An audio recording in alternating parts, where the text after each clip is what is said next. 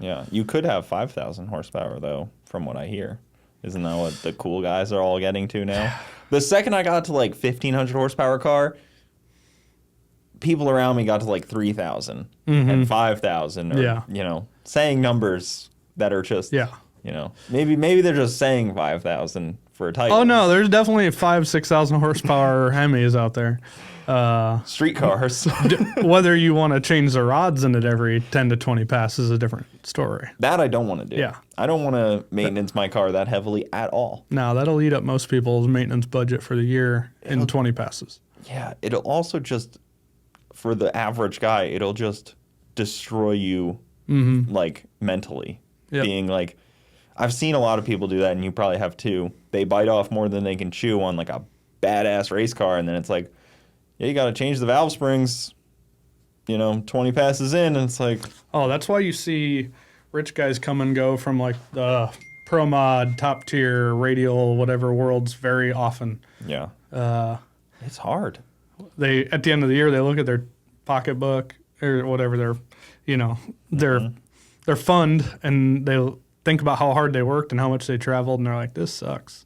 Yeah, somebody like Lyle seems like he's got the right move to racing a pro mod, and he obviously races it with a Rife sticker on it. Yeah, much of the time. So it's really good. Yeah. Yeah, it's really good for him, where he gets to kind of.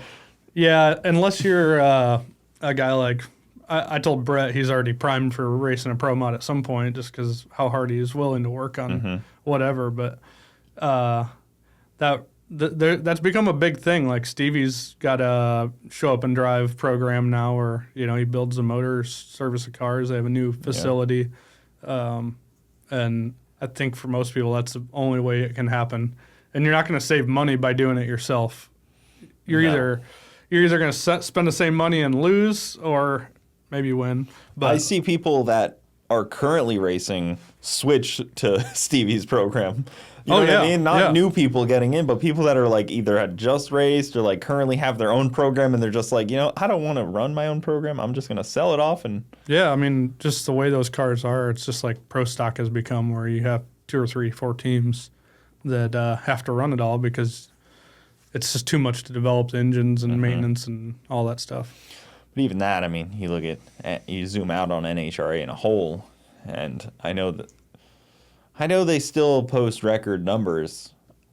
I just don't know who's watching and who are these record numbers. Yeah. I don't know a single person that sits down and watches NHRA on the weekend or in the stands or...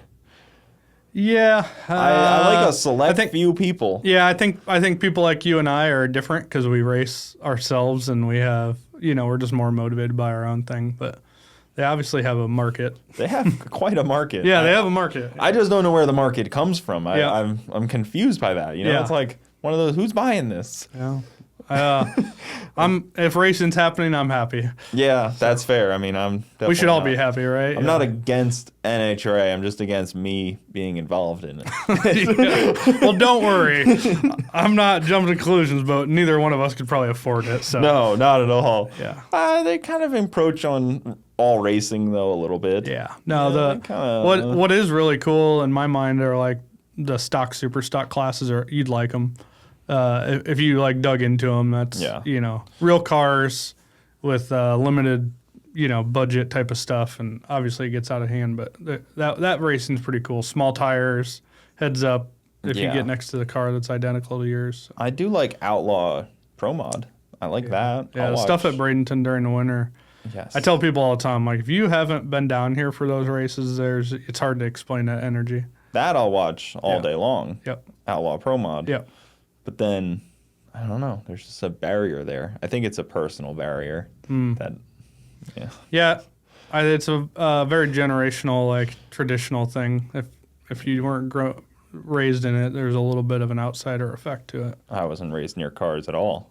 Not even definitely in the slightest. Yeah. Especially, I just cared about street cars, and then that kind of like street car progression brings you to like a radial 275. Yep. Because that's kind of the natural progression, but streetcar progression doesn't really bring you to a pro mod normally. No. It's kind of like... Maybe. Maybe. I could see it some happening. people. Yeah. Garrett, maybe. He's going to be like He's kind of a pro mod. he's going to have a pro mod. I mean, he basically does already, steel roof and quarter pro mod, but he's going to have a pro mod. It's kind of a pro mod without a purpose, though. Pro 275 is about what he's going to be relegated to. Maybe Still gonna be extreme. tough. Is it going to fit Extreme 28s? No, Really? definitely not. Yeah. If it does, there'll be a rule against it for too long. I'm No, sure. I don't think it'll fit. Yeah. I don't think it I mean, could. that is.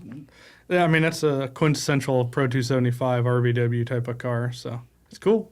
It's Just going to be doesn't- cool. Yeah. It's going to have a lot of Motion Raceworks parts on it, I'd imagine. You're damn right. Yeah. Guys, thank you for tuning in to the Bogetti Clips YouTube channel. For the full podcast, check us out on Bogetti Studios YouTube and all your audio platforms. Also, hit that subscribe button to not miss out on any of the new Bogetti clips coming up.